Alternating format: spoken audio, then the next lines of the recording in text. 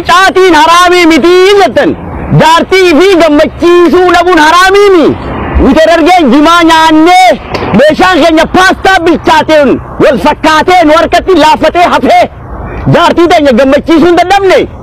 Ani akka ustaas waatiyyoo takkatti buna dhuguunis haraamii dhaabuunis haraamii. Erga jimaan haraama ta'eefu bunni haraama ta'uu qaba. Assalamualaikum warahmatullahi wabarakatuh. Hordoftoota fi dhaggeeffattoota keenya ashamaa harka fuunee akkam jirtan nagaa keessanii fayyaadha. Jirra hundinuu goota rabbii irrallee deebinee jirra. Maal qabattee oftee yoo haati taate harwaan baate illee daandii. Har'aan kana waa'ee jimarraan guutuu waan ta'eef waa'ee buta kana jechuudha. Qilleensa hangubbarraa deemaa jiru jechuudha. Waa'ee jimaadha. Kanarraan dibbachuu waa dhufe osoo deemuu jiruutiin har'aan dangiseen deemee haraa tiktok kana gabbuu hiduu jabaa akka argee hoblaan hafette haala kanaan har'aan dibbachaa dhufe waan ajaa'ibaa warreen jimaan haraame jimaan qabeenya Oromooti qabeenya Harargeeti akkuma beekamu Harargeen keenya guddaan jireenya isaanii jimaadha. Jimaan bannaan jireenya isaanii badachuudha. Silaa za'aan qabeenya ittiin namni itti qaalifatee itti sagalee itti waliiftee akka jimaan sunis qaalee jiru oolu waliin dhaabbatu qabu. Kun jechuudha hadiisaan jirre fuudhee gaffidee jimaan haraami. Ugu jantan akkammee shakotiin teenya guddaan isaanii warrummaan shakotiin xiqqaa as birate hundinuu isa biratti harga biratan jimaa qamaa jimaa nyaachaa warreen mandan jimaa haraam jiru hundi isaanii waan takka ittiin biratanii kaanii kamitti arrabsanne gaaf sayyoo jechuun hin baranne jimaa haraamii achitti achi haanii bakka wal biratammoo inni kanumaanuu maraaticha kana waan jiru dhaggeeffadhaame. Warri caatiin haraamii mitii jettan jaartii fi gammachiisuu dhabuun haraamii mi nuti dargeen jimaa nyaannee meeshaan keenya paastaa bilchaateen wal fakkaateen warqatti laafatee hafee jaartii teenya gammachiisuu hin dadhabne aboomaa kijibne warra arsiitiimi ka jaartiin jalatti qabaa jiru kara roobee diidaa kanaan gajjiganii kanaafuu waan jimaa Harargee godhe cittoon gaalan goone warri machaarraa galamsoodhaan asii baddeessaa ciroo qobboo hirnaa haaramilleeti awwadaayi haroo maayaati kun akka mormaddaa jiman qamayna malaataajiin ni ummata Harargeedhaa isin caatiin maalima an caatiin beeku kun caatiin haraam jechuun akkamitti haraami miti ummanni Harargeedhaa jimaa qamaanii meeshaan isaanii dalagu gurguddaa baay'inaan garuu waan afaan illee dubbatan jechuudha naannoo karaa Arsiitii fi Jimmaa yookaan akkana kana gartee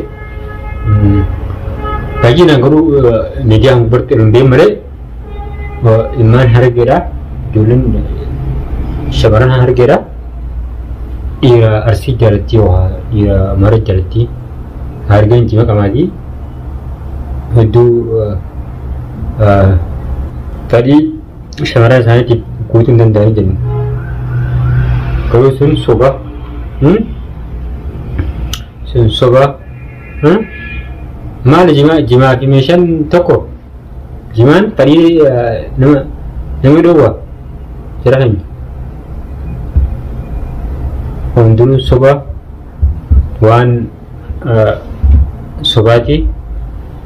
Siyaasa jechuudha siyaasa qabeenya Oromoodhaa ittiin taphatu ittiin wanni guddaa yaani ammaan kana meegamummaa waan ustaaza takka qabadhee dhufe ustaaz waatiyyoo jedhamti ustaaz waatiyyoo mee waan jettu haa eeggafannu. Ani akka ustaaz waatiyyoo takkatti dhaamsan isnii dhaamu sirriitti dhaggeeffadhaa jechuudha. Bunni haraam. Buna dhuguunis haraamii dhaabuunis haraamii. erga jimaan haraama ta'eefu bunni haraama ta'uu qaba. Ustaaz Waatiyyoon dhugaa keeti. Erga jimaan haraama ta'eefu bunni haraama ta'uu qaba. Maaf jennaan haraaraan ilmaa tabumaa kana baddu dhoogara. Ajira keenya. Namni buna haraaru namni jimaa haraaru tokkooti. Namni buna haraaru ganama jechuudha karaa deemuun beeku. Ganama karaa itti bobba'uun beeku yoo buna sandabe.